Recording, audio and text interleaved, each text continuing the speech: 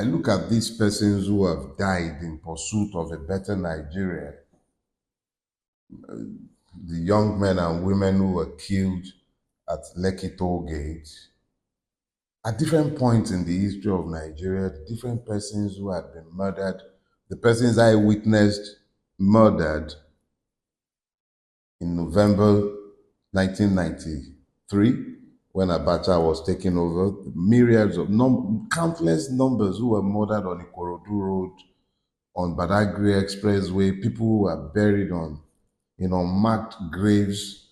I think about all of these persons and I sometimes ask myself, like, seriously, this is a country where nobody remembers. We are deliberately forgetful. The system is designed to make sure that you do not remember the sacrifices of any heroes. They want you to heroify crooks, beatification of area boys, as the old man once said. They want you to have no lofty ideals to look up to, so they make sure you don't remember these heroes. So when Abiola's anniversary came by and I saw how silent everywhere was much later in the day, I made that post, how it is a tragedy to die for a people devoid of memory. And then there came the storm of reactions. And I watched different persons post different reactions across the spectrum, from persons who profess to be obedient, who had a lot to say about how Abiola died for his personal ambition, some Yoruba nation people. A lot of people had a lot of negative things to say about MKO Abiola. The general thinking is, well, he started the Ronu legacy, quote and unquote. So it was generally very negative. The only ones I reacted to or responded to were those who were so stupid that they couldn't help but to be ignorantly disrespectful, not only of the man, but even of myself who had made the post. But I decided that this weekend, we're going to have to tell ourselves some truths. And if your friends cannot tell you the truth, who is better placed to tell you the truth?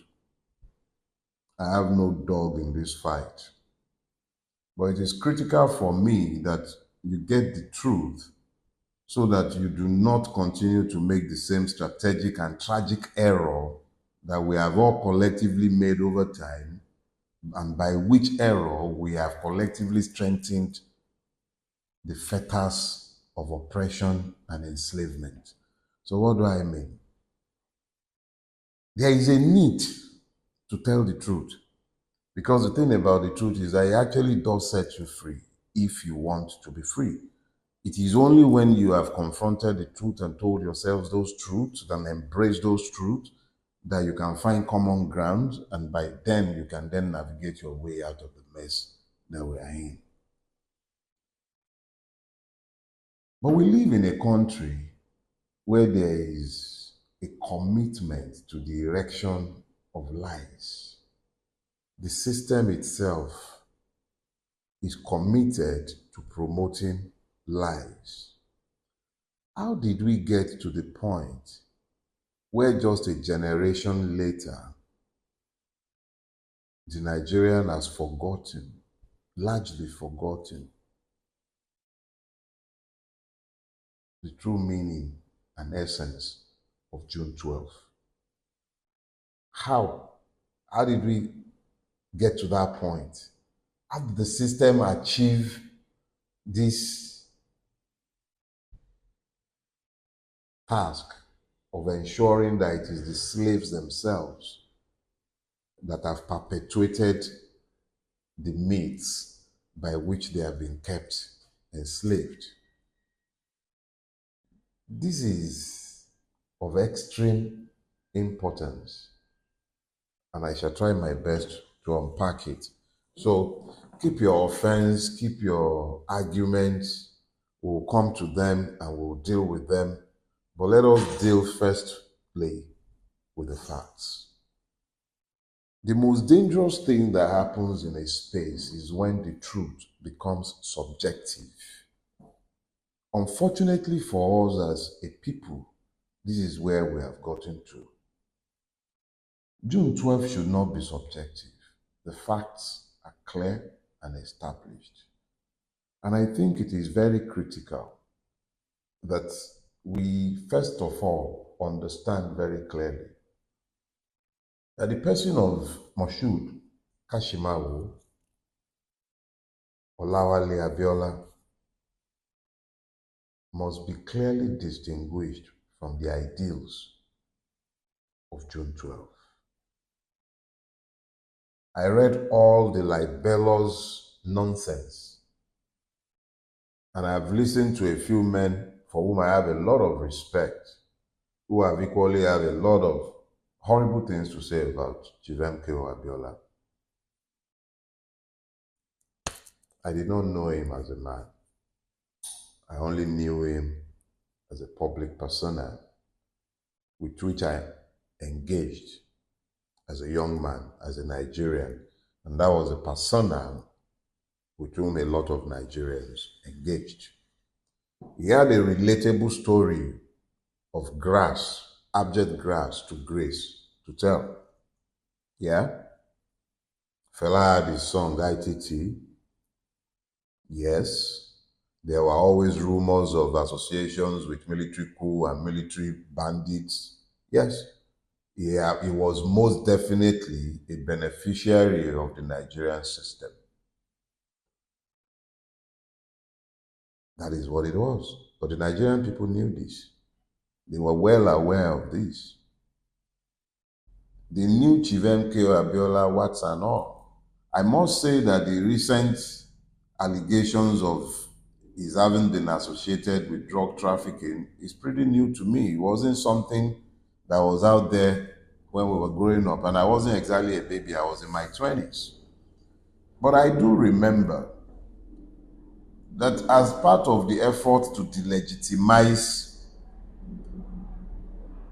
his victory and the mandate of the people expressed in their sovereign will at the ballot on the 12th of June 1993, the military, employing the genius of Comrade Uche Chukwumerije, brought up a whole lot of stuffs. There may or may not be substance to the allegations of drug trafficking, but I never heard it. It wasn't even whispered.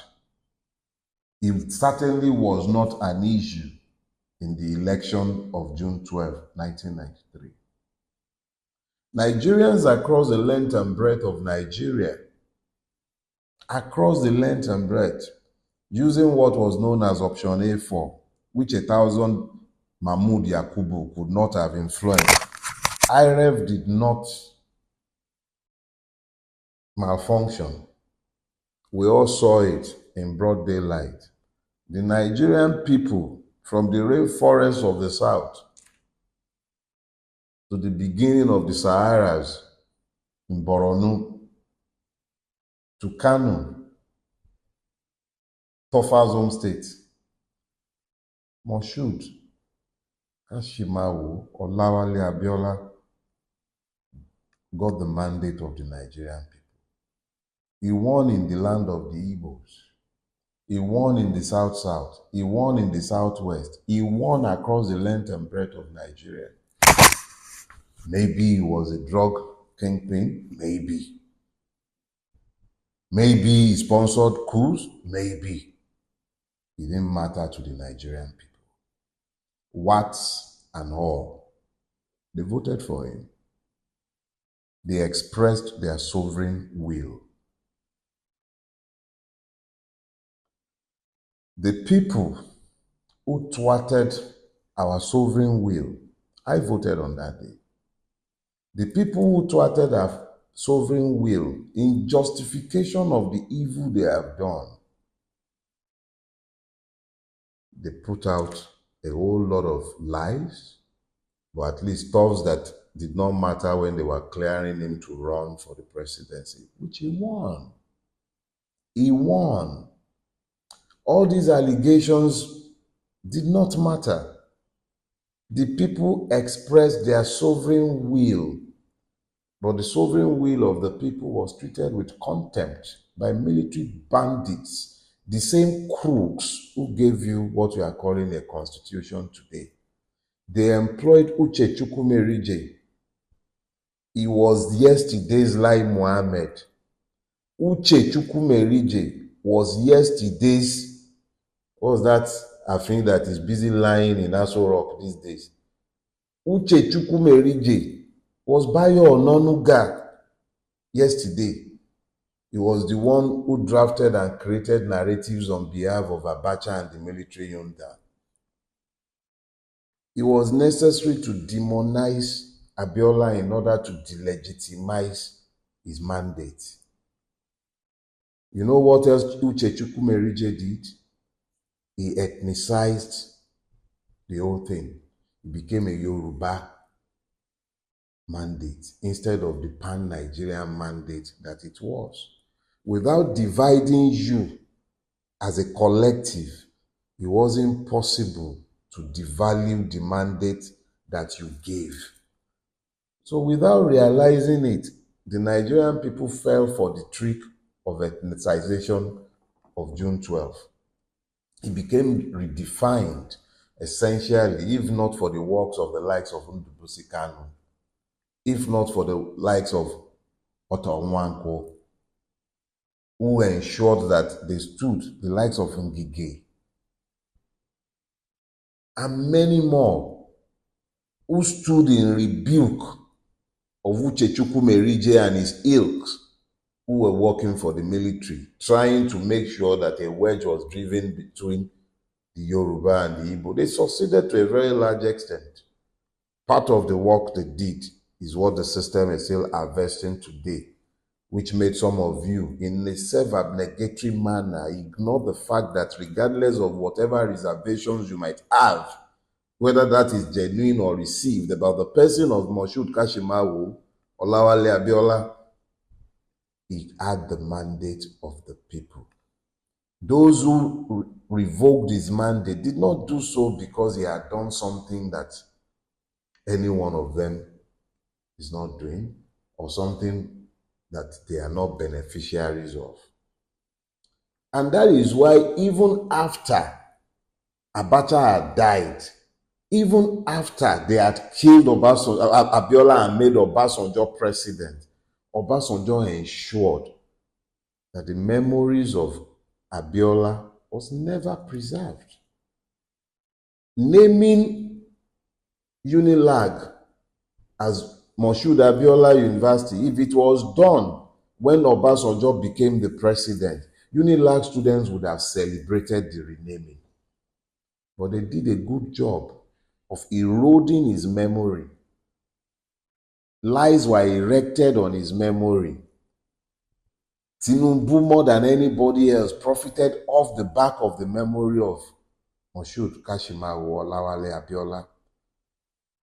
But even he is actually a taint on the legacy of Abiola because he has misappropriated that legacy and built his corrupt legacy on top of that legacy. So when you sit down today and you are hearing people disparaging the memory of Moshood Abiola, delegitimizing their own citizenship and sovereignty by doing the work of those who had worked to annul the election, I voted in that election. In the history of Nigeria, that is the most transparent election that has ever been held. And it was probably the first time the people spoke as one. But it was also probably the first time where the Nigerian ruining crash, in recognition of its own dangers, because if the people's will had prevailed, we would have had a succession of government brought to power by the will of the people. If you know exactly how close 2023 is to 1993, you would be shocked at exactly how silly you are being by your work at delegitimizing the victory of Abiola. Like I said, I did not know the man as a person. But Moshood Kashimawo Olawale Abiola did not have any monies forfeited to any drug agency anywhere in the world. He was not indicted by any court anywhere in the world. He held no government position. Yes, he took advantage of the system. Like each and every one of us, including you, even if you are a carpenter. That is the system we have all built. But it sparked hope. Yes, it sparked our imagination. It made us believe that a better Nigeria was possible. And let me tell you something, comrade who is busy waiting for a saint to come around to come and do it. No saint is coming from anywhere. Whoever is going to save us will be one of us. There is no revolution anywhere in the world where it is the victims that have led. It has always been members of the oppressive class that have emerged and been supported by the victims to gain utopia. Anywhere it has ever happened that a revolution has succeeded, there is always, or there are always members of the oppressive class. So maybe Abiola is all those things that they are saying that he was. It's possible. I don't know. But what's and all, we voted him. We embraced him. Yeah, we voted him. We embraced him. And that's the difference between Abiola and the person who is currently occupying Aso Rock. We didn't vote him. So when you unwittingly equate Abiola with the one that we did not vote, who forced his way into power, and who is already on his path to absolute dictatorship with the suppliant judiciary that he has and the Supreme Court that will do as they are told, when you begin to equate the two, you're actually cutting your nose in order to spite your face. Abiola was never a Yoruba Ronu person. Check his businesses. Check his businesses. Abiola had people from all across Nigeria. He had no discrimination. Just as he didn't discriminate in his bed, he didn't discriminate in his loving. He loved each and every one. He was no saint. But we were not voting for a saint. We were voting for someone who would take us from where we are. In fact, the mess wasn't as bad as this one 31 years ago. He sparked our imagination and made us believe that it was possible. Just as we believed that Obi could take us there, not necessarily because he's a saint or because he's some Messiah, but it sparked our popular imagination and we believed. But the system felt threatened by the fact that we were able to express our sovereignty. And in his feeling threatened, it expressed its veto power. And then they began to couch it in the terms of ethnicity. It was Fulanis doing it. Is it Fulani that is out there today? The people who are yesterday's victims are today's terrorists. That is what has happened. So when you sit down there and you begin to help them to legitimize evil by delegitimizing your own sovereignty, you must understand that there are correlations between the delegitimization of June 12th with today.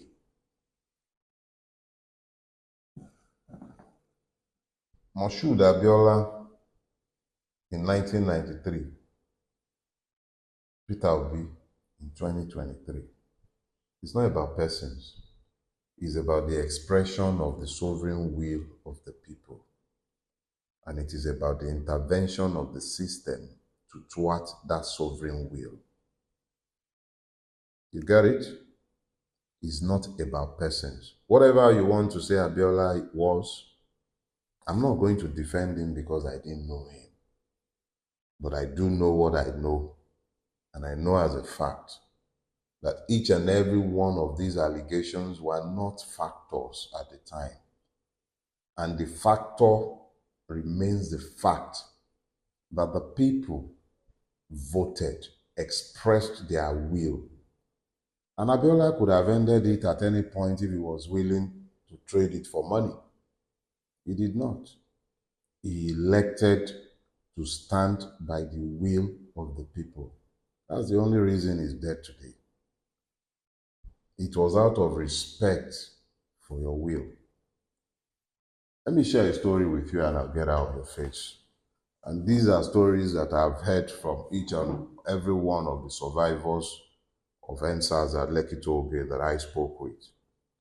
Consistent in their narratives, and I spoke with them at different times, and I believe Ozil Okoli of Arise TV, he still has, even I have it anyway, we have interviews conducted with each and every one of the survivors. And there is a common thread that I heard from all of them, both the injured and those who were merely traumatized. And what I heard was that some people amongst the victims, they got up in spite of the shooting that was going on. They got up. They actually stood up in defiance of the police, of the soldiers who were shooting. So they knew they were going to die, but they got up. So every time you denigrate their sacrifice by doubting that the evil state actually killed them, in spite of the overwhelming evidence, now you have the ECOWAS court confirming it again. In spite of the evidence that you have deliberately ignored to wrap your brains around, when you look at a person like Abiola, who was a multi-billionaire, whether you want to say that it was drug money or money made from the Nigerian system, like there is really any Nigerian rich man who is not exploiting the system up until today, if that is the basis for you thinking it's okay to legitimize the fact that your parents and some of you, even you, stood in the rain in fact, there was no rain on that day. It was probably the best weather Nigeria ever had on June 12, 1993. Across the length and breadth of Nigeria, clement weather, lovely weather. We stood in that sun, we voted, we were counted, option A4, they will count you right there and then. And then you are sitting down here, you are talking about how he died for himself, he died for ambition. Fools, he died for you. He died for you. He didn't have to be a perfect man. He died upholding your sovereignty. He could have cut any number of deals with the people he was defying. He could have cut any deal with them. Abacha wasn't a stranger to him. Yeah. He was a member. Abiola was a card-carrying member of the Nigerian ruining crash. Yes. But at a point, the wealthy billionaire reconnected with the people and he wanted better for them. He could have cut any number of deals. If he had capitulated at any point, they would have rewarded him handsomely. And these facts are in the public domain. So when you sit back and you knock Moshood, Olawale, Kashimawo, Abiola, know that your case is no different from the proverbial aláàrú tó ń jẹ búrẹ́dì, àwọ̀ orí ẹ̀ ló ń jẹ tí ó mọ̀. I'm not going to bother interpreting that for you, but understand very clearly that in denigrating the person and the mandate that that person received on the 12th of June, they are actually legitimizing the evil that was done by those who annulled that election